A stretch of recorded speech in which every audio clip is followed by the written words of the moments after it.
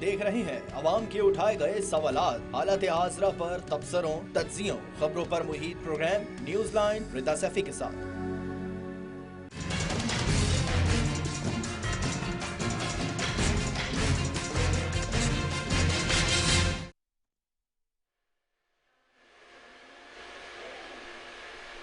नाजरीन, महंगाई के सामने बेबस पाकिस्तानी कौम इस वक्त बजट से मजीद खौफजदा है कि बजट की क्या क़यामतें हैं जो कि इस वक्त अवाम पर पड़ेंगी और क्या बजट में होने जा रहा है। इस हवाले से साथ ही जिन्हें मुश्किल फैसले कहा जा रहा है वो आम शहरियों से उनकी क्या 2 वक्त की रोटी तक छीन तो नहीं लेंगे, ये बहुत बड़ा सवाल है जो कि इस वक्त अवाम के सर पर मंडला रहा है। अवाम सोच रहे हैं क्या होगा। मईशत के बहरान ने मुल्क की बुनियादों को लड़खड़ा कर रख दिया है एक तरफ, तो दूसरी तरफ एदाद शुमार रियाजी के अल्फाजों से भी तजावुज करते जा रहे हैं। मुस्लिम लीग नून ने इक़्तिदार संभाला ही था तो बहुत सारे बहरान ने उनको आंख घेरा जिसके ऊपर वो बात करते हैं और आज भी इसके ऊपर बहुत सारे लोगों ने बात की। साथ ही अगर बेहतरी लेकिन लाना इतनी जल्दी पॉसिबल नहीं था, तो इक़्तिदार में आने की आवाम ये पूछ रहे हैं कि इतनी बेताबी क्यों थी सबको, क्यों सब चाहते थे कि इक़्तिदार में आए और इक़्तिदार की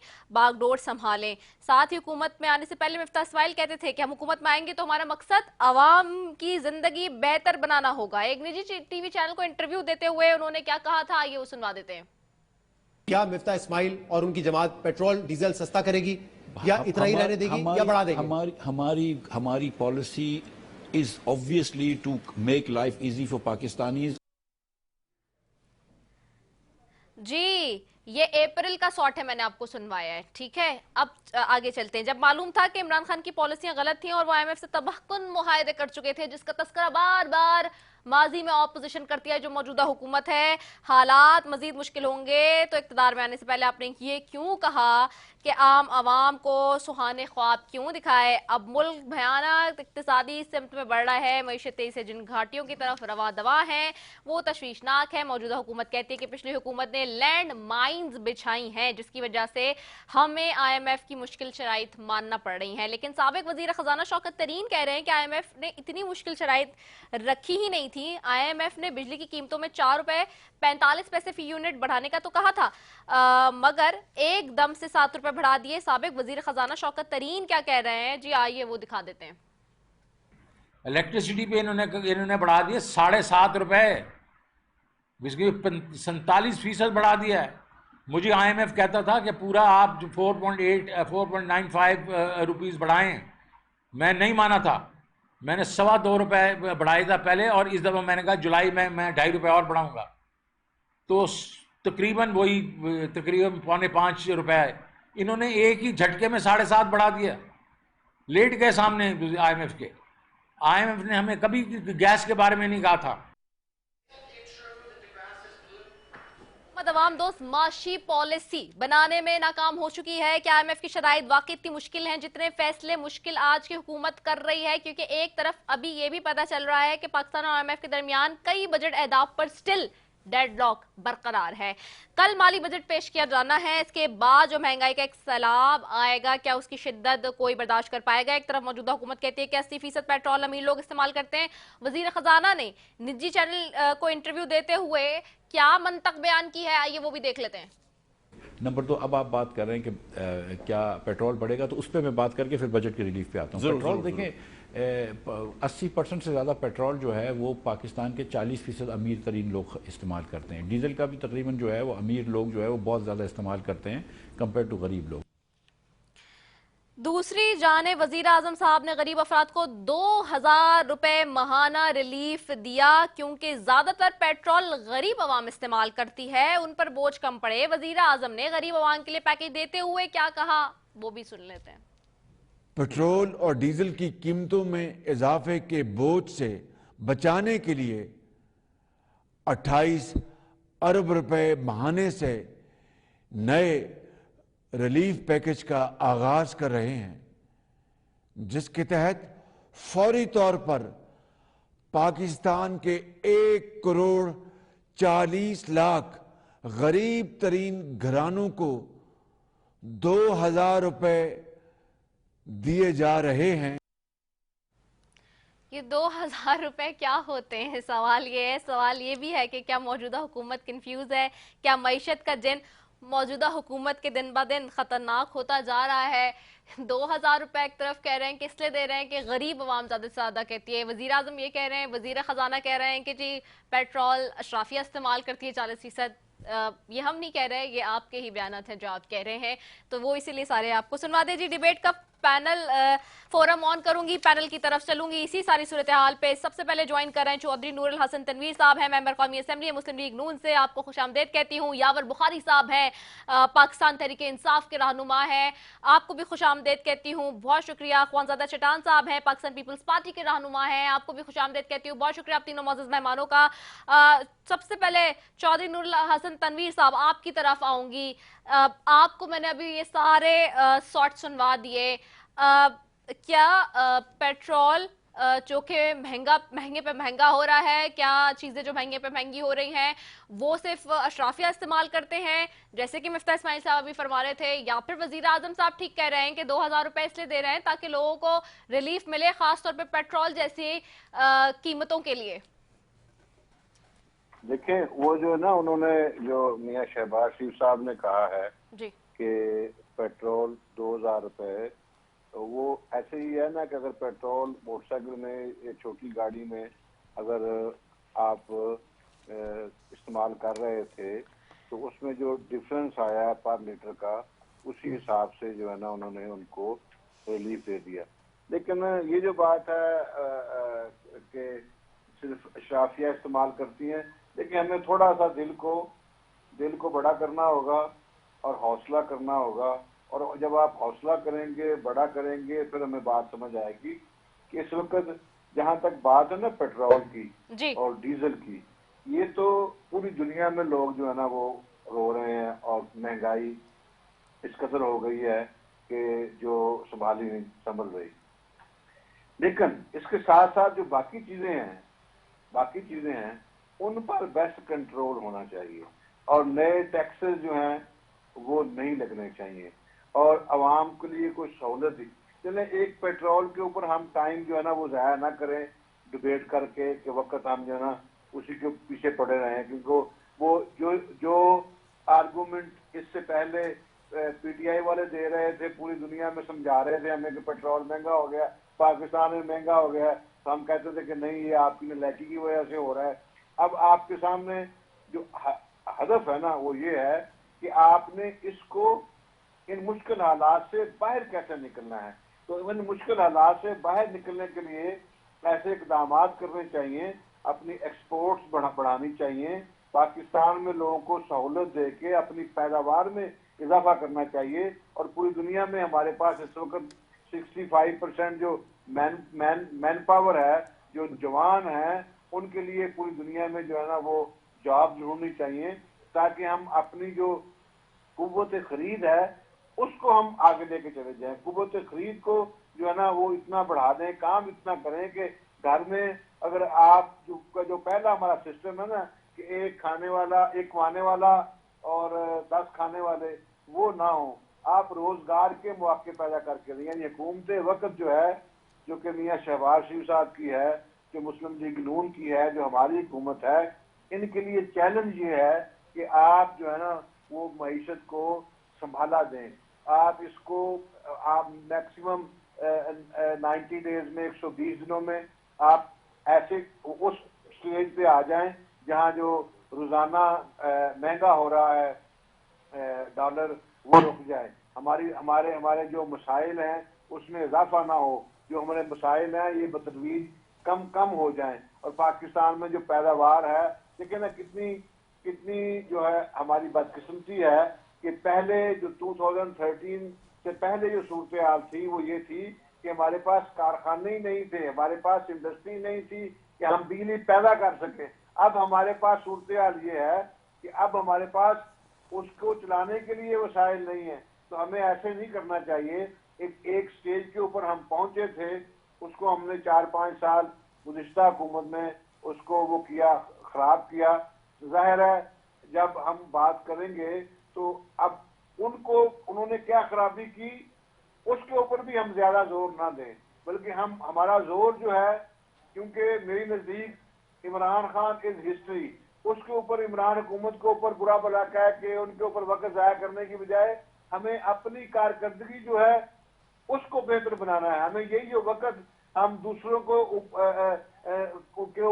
नेगेटिव जो किरदार है उसको यहाँ करने के लिए हम इस्तेमाल करते हैं, उसकी बजाय हम यही टाइम जो है पाकिस्तान के अवाम की खिदमत में और बेहतरी के लिए क्या कर सकते हैं ये करना चाहिए। और मेरा पूरा यकीन है कि मोहम्मद शहबाज शरीफ जैसा मेहनती शख्स जो है वो इसमें कोई जो है ना, मुझे उनके ऊपर शक नहीं है गलती बराबर भी कि वो ये काम ना कर सकें। मेहनत की जरूरत है और शबाना रोज काम करने की जरूरत है और इंशाअल्लाह ताला बहुत जल्द आप देखेंगे कि इसमें जो है ना वो बेहतरी आएगी और बतदरीज जो है मसाइल में कमी वाक़या होगी। और इस वक्त जो हालात हैं ये नहीं रहेंगे, हम अच्छे हालात की तरफ जाएंगे। इसमें हमारा माजी गवाह है कि 2013 में जो हालात थे, मुल्क में खाना जंगी थी, मुल्क में बेरोजगारी थी, मुल्क में लाइट नहीं थी, मुल्क में अमन-ओ-अमान नहीं था, मुल्क में मसाइल थे, वो एक एक करके मोहम्मद नवाज शरीफ की जो हुकूमत थी हमारे कायद की, उन्होंने उसको खत्म कर दिया था, कम कर दिया था। बिल्कुल इन्हीं लाइन के ऊपर जो है शहबाज शरीफ साहब की हुकूमत जो है वो काम करेगी और दिन रात एक करेगी। और इंशाअल्लाह ताला जब 2023 में जब इलेक्शन होंगे आइंदा अक्टूबर में, तो आप देखिएगा कि उस वक्त हालात जो हैं बहुत साजगार हो चुके होंगे, मामला जो हैं इनसे मसाइल से हम इंशाअल्लाह निकलेंगे। ठीक है, आपकी तरफ आऊंगी यावर बुखारी साहब। यावर बुखारी साहब, ये सारी सिचुएशंस हैं, एक तरफ अब हम देख रहे हैं कि बजट है कल और महंगाई का ऑलरेडी एक तूफान हमारे सामने है। महंगाई, करंट अकाउंट व तिजारती खसारा और दरामदात के अहदाफ भी हासिल नहीं हो सके। इक्तिसादी सर्वे रिपोर्ट भी हमारे सामने आ गया है। दूसरी तरफ अभी तक डेडलॉक भी कायम है हमारा IMF के साथ और उनको still they are confusions which are prevailing उनके पास अभी तक। और कुछ अहदाफ पर जाहिर सी बात है चूँकि वो अहदाफ कंप्लीट नहीं हुए हैं, इक्तिसादी सर्वे रिपोर्ट भी बता रही है सारी चीज़ें। ऐसी सिचुएशन में आइंदा आने वाले दिन और ख़ासतौर पे कल का बजट जो आ रहा है वो कितना अवाम दोस्त या दुश्मन होगा? बिस्मिल्लाहिर्रहमानिर्रहीम, अल्लाहुम्मा सल्ली अला मुहम्मद व आले मुहम्मद वाजिल फरजहुम। सबसे पहले तो मैं ये कहूँगा कि बड़े अरसे बाद किसी ऐसे नून के MNA की बात सुनिए कि जो ये कह रहा है कि आगे सोचो, पिछला जो कुछ हो गया उसको छोड़ दो। लेकिन मैं ये कहता हूँ कि पिछला जो था, जो उन्होंने बीच में बात की कि वो बेड़ा गर्क करके चले गए, हमने इनको मईशत की जो GDP ग्रोथ थी 6% पे दी है, हमने इनको पर कैपिटा इनकम $300 का इजाफा करके दी है, हमने मईशत का हुजम $385 अरब करके दिया है, हमने एक्सपोर्ट्स ईयर ऑन ईयर पिछले मार्च से इस मार्च तक 27% का इजाफा हुआ है। और इस साल लार्ज स्केल मैन्युफैक्चरिंग तकरीबन 9.5%, 7.9%, 7.25%, लेकिन मैं आज एक जगह पढ़ा था कि 9% के करीब इंक्रीज है। आपका सर्विसेज सेक्टर 6.25%, आपका एग्रीकल्चर 5%। आप मुझे बताएं कि कौन सी चीज है कि जो पिछली हुकूमत ने खराब कर दी? हम लोगों ने पेट्रोल में सब्सिडी दी 10 रुपए की, कहते हैं बुरादी, वो क्या कहते हैं उसको, वो बारूदी सुरंगे बिछा के चले गए। अरे भाई, वो जो हमने 10 रुपए कम किया और बिजली में 5 रुपए रेट कम किया, हमने उसका आपको हिसाब दिया है कि हम लोगों ने 440 अरब रुपए के अंदर हम लोगों ने जो हमारी तरक्याती स्कीमें थी हमने उनको स्लो कर देना था थोड़ा सा, ताकि वो पैसे वहां से जो बच्चे निकल डाले और सुबह पंजाब और सुबह खैबर पख्तूनख्वा के पास जो सरप्लस पड़ा था वो हम उस तरफ इस्तेमाल करते। मकसद ये था कि इस महंगाई के वक्त में जो चीजें इतनी तेजी से महंगी हो रही है और हर किसी को, हर हुकूमत को एहसास होता है कि पेट्रोल महंगा होता है, डीजल महंगा होता है, तो हर चीज महंगी होती है। मेरे भाई ने बड़ी खूबसूरती से बोल दिया कि पेट्रोल के ऊपर टाइम जाया ना करे। पूरी मैसत का दारोमदार आपकी जो डिमांड है, उसकी जो सप्लाई है, वो मैसत पे डिपेंड, वो पेट्रोल और डीजल पे डिपेंड करती है। आपका एग्रीकल्चर उसके ऊपर डिपेंड करता है। मतलब क्या बात कर रहे हैं? यहाँ पे लोगों को बिल्कुल समझ नहीं है कि क्या बोल रहे हैं। और अपने सर से अभी उतारा ने एक बात जो की कि हम इमरान खान को कहते थे कि ये झूठ बोलते हैं और इनके पास गवर्नेंस नहीं है। तो अभी खुद लेने के देने जब पड़ रहे हैं तो कहते हैं दुनिया में महंगाई। और मिफ्ता इस्माइल तो जाके जनरल बाजवा को उससे क्या कहा था कि अल्लाह करे कि 2018 में हुकूमत नून को ना मिले, क्योंकि इसहाक डार तबाह करके चला गया है मईशत को झूठ बोल बोल के IMF से और फिगर्स को ऊपर नीचे कर। जनरल बाजवा ने ये बात कही है और इसके डिफरेंट एंकर्स गवाए, chief of the army staff ने ये बात कही है कि ये मिफ्ता इस्माइल ने ये बात की थी। तो नून जो कुछ दे के गई थी $7 अरब तो हमें टोटल दे के गई थी, और जो पहली किस्त हमने देनी थी वो $10 अरब की थी। तो कैसे कहते हैं हम लोगों ने बहुत अच्छा किया। इन लोगों ने जितने बिजली के घर कारखाने लगाए सारे इंपोर्टेड फ्यूल के ऊपर लगाए। इन्हें वो काम किया कि जो इकोनॉमिक हिटमैन करते हैं, जो बाहर से इक्तिसादी दहशतगर्द आके तबाही करते हैं, नून ने वो काम किया। इन लोगों ने जनरल बाजवा के बकौल, और अगेन ये एक एंकर साहब ने बकायदा वीलॉग बताया कि $19 अरब जो चाइना से आया था उससे $10 अरब तो नून खा गई थी, नून के लीडरान। और वो हमें समझ आ रही है कैसे खा के गए थे। देखिए ये डाकू लुटेरों का एक टोला है जिसने इक्तिसादी तौर पे दहशतगर्दी की है 1982, 83, 84 से। और इन लोगों के हालात देखें तो मुल्क का बेड़ा गर्क तो होना ही था। जब अपने बेटे अपनी मां के जेब से पैसे चोरी करेंगे तो उस घर में तो गुर्बत आएगी आएगी। अभी आगे क्या करना है, आगे इन लोगों को थोड़ा सा हौसला करना चाहिए, कल का बजट दें और उसके बाद, क्योंकि ये अपने इक्तिसादी बोझ के नीचे दब रहे हैं, अपनी झूठ और अपनी इल प्लानिंग के नीचे दब के ये मरे जा रहे हैं। इनको चाहिए एक अर्ली इलेक्शन अनाउंस करें और जिस तरीके से हमने मईशत को सही एक पटरी के ऊपर डाल दिया था, जहां पे आप ये देखें कि $30 अरब की एक्सपोर्ट पहले 10 महीने में हुई है, ये एक रिकॉर्ड है। आपकी 5 बम्पर फसलें हुई हैं, आपका $32 अरब से $32 अरब से ज्यादा आपका रिमिटेंस आया है। साल 35-36 अरब आना था। अभी अगले 2 महीने में ये इन लोगों की नाअहली की वजह से रुक गया है, वरना आपका $35 अरब का एक्सपोर्ट का हदफ आपने वो टारगेट आपने वो हिट करना था। मुझे बताएं कहां पे प्रॉब्लम था। ये जैसे ये लगाए हैं $22 अरब से एकदम $9 अरब पे आपके रिजर्व्स आ गए हैं। फिर आपका हर चीज पेट्रोल 8 दिन में इन्हें ₹60 महंगा किया, बिजली इन लोगों ने एक गोते में ₹7.5 महंगी कर दी, इन्हें गैस ₹45 महंगी कर दी। मुझे बताएं कहां के ये अफलातून अपने आप को कहते थे कि हम ये कर देंगे और हम वो कर देंगे, हम पता नहीं दूध की नहरें बहेंगी यहाँ पे। और मिस्टर इस्माइल ₹4 पेट्रोल महंगा हुआ था, कितना शोर मचाया था कि ₹1 महंगा नहीं होना चाहिए और ये और ये। इसका मतलब कि इनसे बड़ा झूठा इक्तदार का भूखा, इनसे बड़ा लुटेरा और फिर इनसे बड़ा गद्दार, क्योंकि अमेरिका के एक सासी टोला ये बन के सामने आए। इन लोगों ने मिलकर हुकूमत लिए भी संभाले। मैं तो कहता हूँ जरदारी साहब ने इनको ऐसा फंसाया है अपने चाल में इनको लाकर कि इनको समझ नहीं आ रही है कि कहां से बाहर निकले। और जरदारी साहब अपनी एक साइड पे बैठे हुए मौजे कर रहे हैं, मजे कर रहे हैं, और मौलाना साहब अल्लाह खफाओं में, इनको समझ नहीं है। और ये मुझे इसी बात का अफसोस है कि अपनी लालच में ये इस मुल्क को डुबोने के चक्कर में लगे।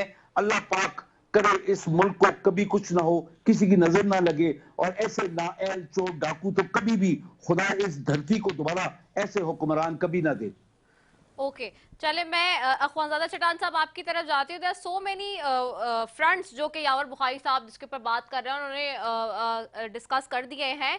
अब इस सिचुएशन में सारी आपका अवामी मार्च निकला था एक, अख्वानज़ादा चटान साहब, जो कि आपने कुछ महीने पहले, बहुत दूर की बात नहीं है, 4 महीने पहले ही निकाला था।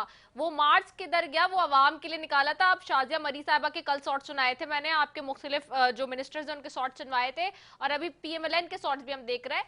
ये आखिरकार क्या हो रहा है? अभी तो आपको 4 महीने पहले बड़ा दुख और दर्द था आवाम का, 4 महीने बाद क्या वो दुख और दर्द खत्म हो गया है? जी बिस्मिल्लाहिर्रहमानिर्रहीम। जी देखिए रीदा साहिबा, सबसे पहले तो मैं आपको ये बात बताऊं कि PTI के हमारे जो दोस्त है, इनका ये अदा मुझे बहुत ज्यादा पसंद है कि ये लोग वोट डटाई के साथ गलत फिगर्स कोट करते हैं और आपको याद होगा कि इन लोगों की हुकूमत में अगर महंगाई आ जाती तो ये इसकी कैसे कैसी फजीलतें बयान करते, अगर करप्शन बढ़ जाता, अगर बेरोजगारी, तो ये इसके कैसे कैसी फजीलतें बयान करते। मैं आपको अल्फाज के गंदे में नहीं डालना चाहता हूँ, मैं सीधा सीधा आपसे ये कहना चाहता हूँ कि मईशत, मुल्क की मईशत का पता अवाम की जेब से चलता है, अवाम की चोले से चलता है। मैं अभी आ जाता हूँ आपके सवाल पे कि हमने जो अवामी मार्च किया था, इस पे हमें कल भी फख्र था, इस पे हमें आज भी फख्र है और उसको आइंदा भी जमाना याद रखेगा। वो मार्च हमने किया था वो नालायक नाअहल हुकूमत को निकालने के लिए, जिसने मुल्क को इस हद तक पहुंचाया है कि इसके वज़ीर खारजा, इसके वज़ीर खजाना ने खुद कहा कि हम बैंक करप्ट नहीं हो रहे, हम तो बैंक करप्ट हो चुके हैं। हम आए थे इस मुल्क के हालात को दुरुस्त करने के लिए, हम आए थे जो इस मुल्क के हर पॉलिसी को, हर इदारे को ट्रैक से निकाला गया था, इस मुल्क को दोबारा ट्रैक पे लाने के लिए हम आए थे। और इंशाअल्लाह ताला हम पाकिस्तानी अवाम को ये उम्मीद दिलाते हैं कि हम इस मुल्क को ट्रैक पे डाल के और 6 महीने के अंदर अंदर एक आम पाकिस्तानी को भी ये नजर आ जाएगा कि आप हमारा जो मुल्क है, हमारा जो रियासत है, वो सही ट्रैक पे चल रहा है। और ये लोग क्या कह रहे हैं, ये क्या 2 महीने में इस मुल्क के ये हालात हो गए, जो ये हालात अभी हमें नजर आ रहे हैं, जो कारपेट हमने उठाया और इसके नीचे जो गन पड़ा हुआ है, जो आम आदमी को नजर आ रहे हैं, ये क्या समझते हैं कि ये 2 महीने में हुआ? क्या हम पहले बार हुकूमत में आए? हम 2008 में हुकूमत में आए थे, जो पाकिस्तान का rate of the government tribal area पे खत्म हो चुका था, सवाल से पाकिस्तान का झंडा उतारा गया था, लोड शेडिंग के जो हालात थे, अमन अमान के जो हालात थे, बलूचिस्तान में तराना बजाना बंद हो गया था। क्या हमने इस मुल्क को नहीं चलाया था? इस मुल्क का हमने ये हशर किया था। इस तरह जो नवाज शरीफ साहब है वो भी बार बार हुकूमत में आ चुके हैं, क्या उन्होंने इस मुल्क का ये हशर किया था कि ये अभी जो हमें नजर आ रहे हैं, ये इस मुल्क का जो हशर नशर हुआ है, ये इन लोगों ने किया है, इसकी जिम्मेदार ये लोग हैं। और इंशाअल्लाह ताला हम मज़ीद सुने आज मरियम नवाज साहिबा ने एक बात की है, मैं अगर कहेंगे तो वो शॉर्ट भी चलवा दूंगी। आज मरियम नवाज साहिबा ने प्रेस कॉन्फ्रेंस करते हुए ये बात की है कि जी हमें पीटीआई ने भी वैसे ही पाकिस्तान दिया है जैसे हमें 2013 में मिला था, और चले अब तो 4-5 घंटे लोड शेडिंग है, लेकिन उससे हमने लोड शेडिंग से बाहर निकाला तो हमें 22 घंटे लोड शेडिंग वाला पाकिस्तान मिला था जब हमें हुकूमत मिली थी 2013 में। ये मरियम नवाज साहिबा ने आज कहा है। बिल्कुल मरियम नवाज साहिबा ने ठीक कहा है। जो उनको जो लोड शेडिंग मिला था हमारी तरफ से, विरसे में मिला था, हमने बहुत सारी चीजों पे काबू पा लिया था। हमने सवात पे तो पाकिस्तान का झंडा लगाया, हमने ट्राइबल एरिया पे रेट ऑफ द गवर्नमेंट कायम किया, हमने पार्लियामान को इख्तियारात दी, हमने सूबों के इनके इख्तियारात दी। जो लोड शेडिंग का मसला था और इसमें जो वजूहात थी, यहाँ सुप्रीम कोर्ट में एक बंदा बैठा हुआ था, जो हम इस चौकी में ट्रांसफर करते थे तो वहां पे सुमोटो नोटिस आ जाता था।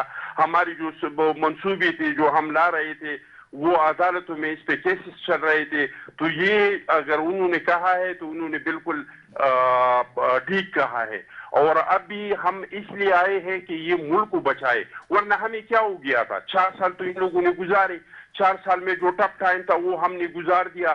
जरदारी साहब जेल में गया, शहबाज शरीफ साहब, मरियम नवाज साहिबा, नवाज शरीफ, हसन इकबाल, ख्वाजा आसिफ, खुर्शीद शाह, मैं किस किस का नाम ले लूं?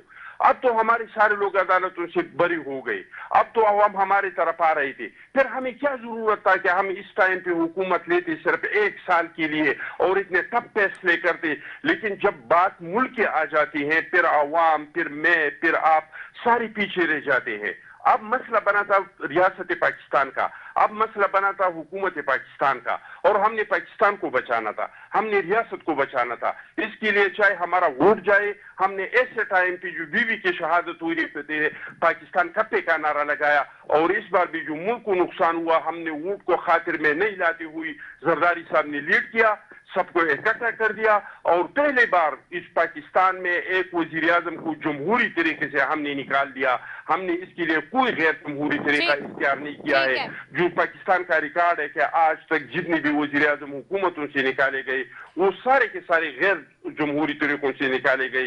ये पहले बार हुआ कि जरदारी साहब के पहल की वजह से और उनकी सियासी बसीरत की वजह से हमने इस नालायक नाअहल हुकूमत को घर भी बेच दिया उनको कुर्सियों से सड़कों पे लाया, जो वो कुर्सियां इनके काबिल ही नहीं थे, वहां से निकाल के, और ये सड़कों के काबिल लोग हैं, उसको हमने सड़कों पे लाया और वो जमहूरी तरीके से लाया। और ये कौम से वादा है इंशाअल्लाह ताला कि हम रियासत पाकिस्तान को सही ट्रैक पे डाल के एक मजदूर को, किसान को, ड्राइवर को, वकील को, डॉक्टर को, जर्नलिस्ट को, हर एक को नजर आ जाएगा 6 महीने बाद कि आप हमारा रियासत, आप हमारा मुल्क सही ट्रैक पे चल रहा है। सही। एक क्विक ब्रेक की तरफ जा रही हूँ, कमर्शियल ब्रेक है, वापस आ रहे हैं, स्टे ट्यून।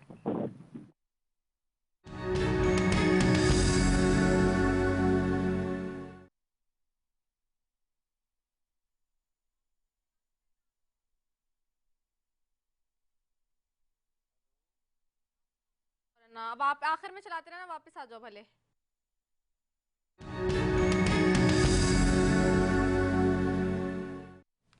वेलकम बैक नाज़रीन। अच्छा, चौधरी नूर हसन तनवीर साहब, आपकी तरफ आऊंगी। अब एक तरफ हम ये देख रहे हैं कि रूस से आज ये मिफ्ता इस्माइल साहब कह रहे हैं कि गंदम खरीदने का फैसला किया है, हुकूमती सतह पर बात होगी। तो अब जब हम रूस से गंदम खरीदने के लिए जा सकते हैं, तो जो माजी की हुकूमत तेल के हवाले से बार बार इंदिया दे रही है, क्या हम वो कि जी हमारे पड़ोसी मुल्क ने जो है वो सस्ता तेल लिया है रूस से, तो क्या हम आलमी मंडी में, चूंकि हमें बहुत महंगा तेल मिल रहा है, क्या उस हवाले से भी हम डील कर सकते हैं? बिल्कुल करनी चाहिए, बिल्कुल करनी चाहिए।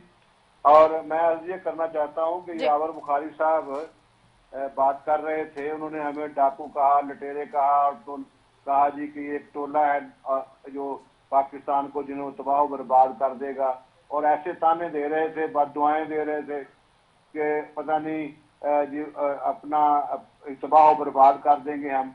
मैं इनके लिए ये कहूँगा कि लड़ाई के बाद जो मुक्का याद आए ना, उसको अपने मुंह पे मारना चाहिए। ये लोग जो हैं नलायक, नाहिल, नकारा, नातजर्बाकार साबित हो चुके हैं। इन्होंने अपने पौने 4 साल में बताया कि ये माशवाए बकवास करने के इनको कुछ नहीं आता, ये सिर्फ ताने दे सकते हैं, ये बददुआएं दे सकते हैं, पाकिस्तान कुछ ला देते। अब ये कह रहे हैं कि इलेक्शन करवाओ। इमरान खान ने जिस दिन तक उनके पास अदम एतमाद नहीं आई थी, उस वक्त तक हम कहते थे इन्होंने क्यों नहीं इलेक्शन करवाया। अब इनको इलेक्शन याद आ गए हैं।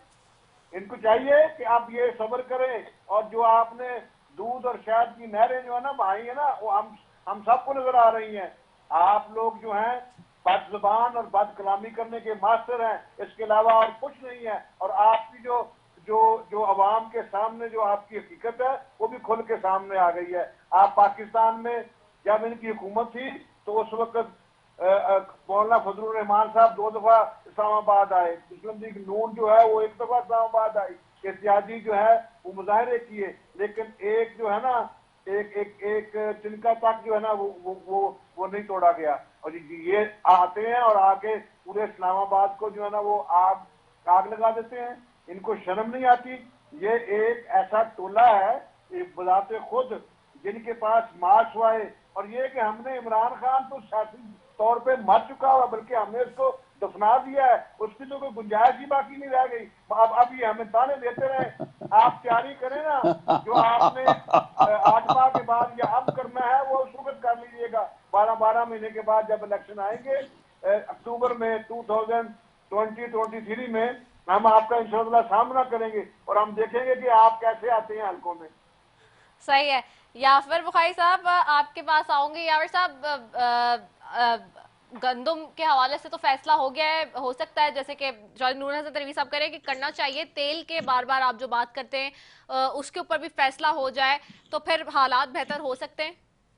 देखिए, हमने तो इनको जो तरीकाकार बता दिया बार बार शौकत तरीन साहब ने। अभी ये लोग डरपोक चोर तो हैं, डरपोक भी हैं, क्योंकि अमेरिका से तो डरते हैं ये लोग। ये वो हिम्मत जुर्रत तो कर नहीं सकते। तो हम लोग को इनको बताया था 440 अरब रुपया कैसे हम लोग को ने इसके लिए मुख्तस किया है, वो हमने क्लियर कट बताया है। और अगर ये लोग ना समझे तो इसका मतलब ये लोग जाहिल भी हैं। तो मैं होप करता हूँ कि जाहिल नहीं है, लेकिन जिस किस्म से इकोनॉमी चला रहे हैं तो वो तो जहालत की नजर है। और जिस तरीके से मिफ्ता इस्माइल हंस के पेट्रोल की जब कीमत बढ़ाते हैं और कहते हैं कि लोगों को असर नहीं होगा, ये लोगों गरीबों को ही असर होता है सबसे ज्यादा, लेकिन इनको ये नहीं पता लगता है ना। देखें, इनका भी जरूरत नहीं है जाके पेट्रोल खरीदने की, ऑयल खरीदने की रशिया से। और फिर अगर इन लोगों के अंदर है जी इंडिया को जो तरीका कार है, इंडिया ने हमारे बाद जाके डील की और हमने ले भी ली है। अभी उसमें होता है कि आपको अपनी रिफाइनरी को उस किस्म के ऑयल के लिए थोड़ा सा आपको उसके अंदर एडजस्टमेंट करनी होती है और आप कर सकते हैं। वो जो आपको 40-45% कम कीमत पे ऑयल मिलेगा, आप उसको कीमत को आप कम भी कर सकते हैं अपनी आवाम के लिए, और ये जो दुनिया में बढ़ती हुई कीमतें हैं उनका आप मुकाबला भी कर सकते हैं। आपने तेल की कीमत कंट्रोल कर ली, आपको मईशत को बहुत हद तक सहारा मिल जाएगा डेवलपमेंट का, जिस तरीके से हम लेके जा रहे थे। मेरे नून के भाई और पीपल्स पार्टी वाले बड़े दलेर बन के बातें कर रहे हैं। जो स्टेट बैंक का गवर्नर है, जाके उसकी स्टेटिस्टिक्स सुन लें, उसका बयान सुन लें। अगर आप लोग जानबूझ के सुमन बुकमन बनना चाहते हैं तो वो आपका है। जरदारी साहब की जबान पीटीआई ने नहीं काटी थी मेरे भाई, वो काटी थी नून वालों ने, सैफुर रहमान ने। बेनजीर शहीद को जो गंदे अल्काब से नेशनल असेंबली में नवाजा गया और रो की निकली, वो ये गंदे लोग थे। जिस तरीके से गंदे फोटो फेंके गए हेलीकॉप्टर से, ये नून की सोच है, ये पीटीआई की सोच नहीं है मेरे भाई। ये जरा सोच समझ के बातें किया करें कि कैसे है और क्या नहीं है। हम लोग जितने थे ना, हम लोगों ने उससे बेहतर काम किया है। दुनिया की मईशतों का जब बेड़ा गर्क हो गया था, हमने पाकिस्तान को -0.5% से वापस 6% पे लेके आए।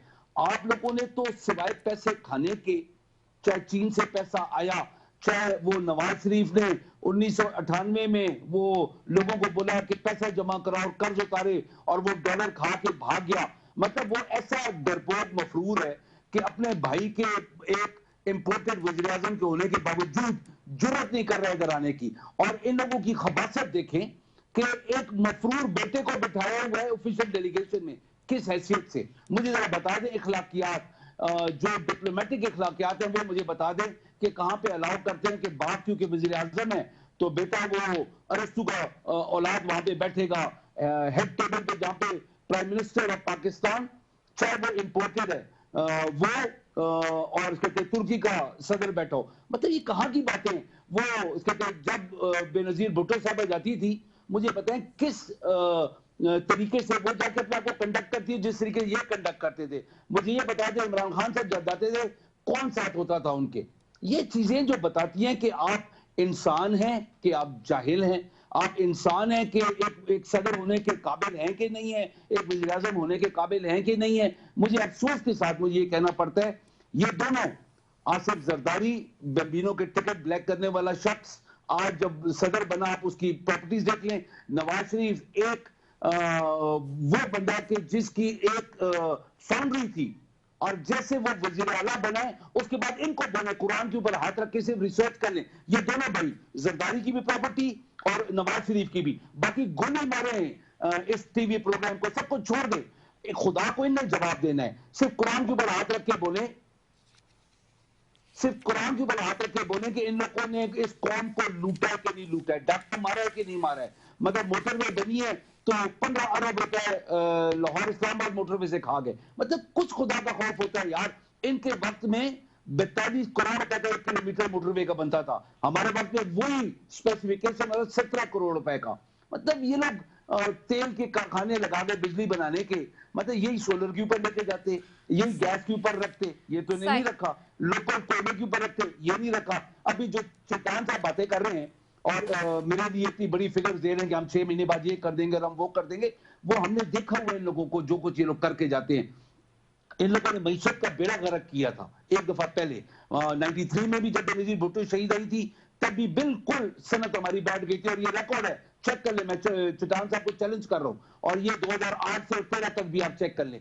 हम लोगों ने 6% पे ये दुनिया की सिर्फ नहीं, साउथ ईस्ट एशिया को तो यकीनन, और दुनिया की सबसे तेजी से जीडीपी बढ़ाने वाली हमारी इकोनॉमी थी जो हमने इनके हवाले की, जो इन्हें जबरदस्ती हमसे अमेरिका के टट्टू बन के इन लोगों ने साजिश की और हमसे ली। सही। मैं अख्वाज़ादा चट्टान साहब आपकी तरफ आऊंगी। अख्वाज़ादा चट्टान साहब, ऐसे और कौन से मेजर्स होंगे आगे जो कि अवाम को रिलीफ देने में मददगार साबित होंगे? क्योंकि अब ये कहने का वक्त तो है नहीं कि माजी की हुकूमत क्या करके गई, let it leave on them. अभी आप लोग क्या और डिस्कस करें, माजी का डिस्कस करें, क्योंकि ये लोग झूठ बोलते हैं, टीवी पे बैठ के झूठ बोलते हैं। ये माजी का डिस्कस करें, कोई फिक्र उठाए मेरे साथ, चट्टान साहब बैठे हुए ना, पठान है, मैं डिस्कस करें जी। अब की हम बात करते हैं ना, आज फिगर्स को बजाय डिस्कस करें, झूठ बोलते हैं ये भी। मतलब मुझे दुख होता है, चट्टान साहब जैसा सीजन बंदा बैठ के झूठ बोल रहा है, मुझे दुख हो रहा है इस बात के ऊपर। और मैं, मेरे नजदीक इनकी बहुत बड़ी इज्जत है जी। चट्टान साहब लेकिन बहुत गलत बातें कर गए जी। चट्टान साहब, अगर बुखारी साहब तक गया है तो अब मैं बात करूं? जी जी, बात करें, बात करें। देखिए जी, ना हमारा वोट, मैं तो आज बोली नहीं हूँ, मुझे तो बोलने ही नहीं दिया किसी ने, आज सब बोल रहे हैं। देखिए जी, ना हम इन लोगों की तरह रिलीफ देंगे जिस तरह ये नालायक नाअहल हुकूमत ने दिया था, और ना इस नालायक और नाअहल हुकूमत की तरह हम किसी पे बोझ डालेंगे। इन लोगों ने बोझ डाला है तो वो एक छाबड़ी वाला और मलिक रियाज पे एक जैसा बोझ डाला है। अगर उन्होंने रिलीफ भी दिया है तो उन्होंने मलिक रियाज और एक छाबड़ी फरोश को एक जैसा रिलीफ दिया है। हमारा रिलीफ भी इसी तरह का नहीं होगा। हम जो बोझ डाल रहे हैं वो भी इसी तरह नहीं होगा। हम बोझ डालेंगे सरमाएदारों पे, हम बोझ डालेंगे इलीट क्लास पे, जिस तरह के आप देख रहे हैं कि सूबा सिंध में, पंजाब में और मरकज में हमने फ्यूल में इसके 40% जो है इसमें कटौती कर दी। जो अयाशिया है इसमें हम कटौतियां कर रहे हैं। जो सरमाएदार है हम बोझ इस पे डाल रहे हैं, और इनसे जो पैसा हम बचाएंगे वो पैसा हम बेनजीर इनकम सपोर्ट के जरिए गरीब आवाम को देंगे, मुख्तलिफ तनख्वाहों के जरिए में, पेंशन के जरिए में, मुख्तलिफ तरीकों से वो फायदा हम गरीब आवाम को पहुंचाएंगे। हम ये करेंगे कि अगर हम कोई ये जो सख्त पैसा ले रहे हैं कि इससे गरीब आवाम ज्यादा मुतासिर नहीं हो, कि इसकी वजह से किसी का चूल्हा जो है वो न बुझ सके, हम इस तरह के इकदाम करेंगे। बाकी मैंने आपको पहले कह दिया कि ये लोग मिठाई से बोलते हैं। अभी बुखारी साहब कह रहे थे कि हम अमेरिका के बहुत ताबेदार हैं और ये तो अमेरिका के बहुत ज्यादा बहादुर किस्म के लोग हैं। नेटो कन्वाई पे 9 महीने तक पाबंदी लगाई हमने। शम्स एयरबेस, शाबाश एयरबेस 24 घंटे के अंदर अंदर खाली करवाया हमने। पहले बार अगर अमेरिकन नेशन ने दुनिया में किसी से माफी मांगी है और किसी से एक्सक्यूज किया है तो वो पाकिस्तान है। और वो आसिफ अली जरदारी साहब का दौर था कि अमेरिका को हमने इस पे मजबूर किया कि वो पाकिस्तान से एक्सक्यूज करे। अभी तक जापान से उन्होंने नहीं किया है, जहां पे उन्होंने 2 एटमी धमाके किए थे। तो वो किया हमने। गवादर पे मुआहदा अमेरिका के मुखालिफत के बावजूद गवादर पे चाइना के साथ एग्रीमेंट किया हमने। जिन दिनों में सेक्शंस थे ईरान पे और ईरान पे पाबंदियां लग गई थी, ऐसी दिनों में आसिफ अली जरदारी साहब जाके और ईरान के सदर के साथ ईरान की सरजमीन पे खड़ा हो के वहां पे गैस पाइपलाइन मुआहदा किया। और हमारी हुकूमत जब खत्म हो रहा था तो वो गैस पाइपलाइन ये पाकिस्तान के बॉर्डर तक पहुंच चुका था, जो अभी पाकिस्तान के बॉर्डर। ठीक है, मेरा टाइम खत्म हो गया, पूरे 9 बज गए हैं, पूरे 9 बज गए हैं। अनफॉर्चुनेटली मुझे वाइंड अप करना पड़ रहा है, पीछे से कॉल आ रही है जी बहुत ज्यादा। 9 बज गए क्योंकि आपको पता है शो का टाइम खत्म हो गया। इसी के साथ जी अपनी मेजबान रिदा सफी को दीजिए इजाजत। पाकिस्तान जिंदाबाद।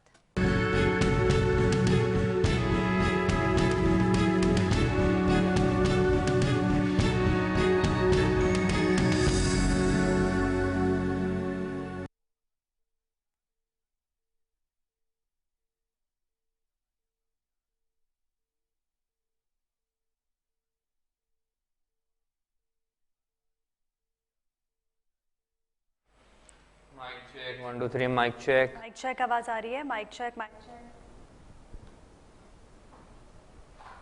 हाँ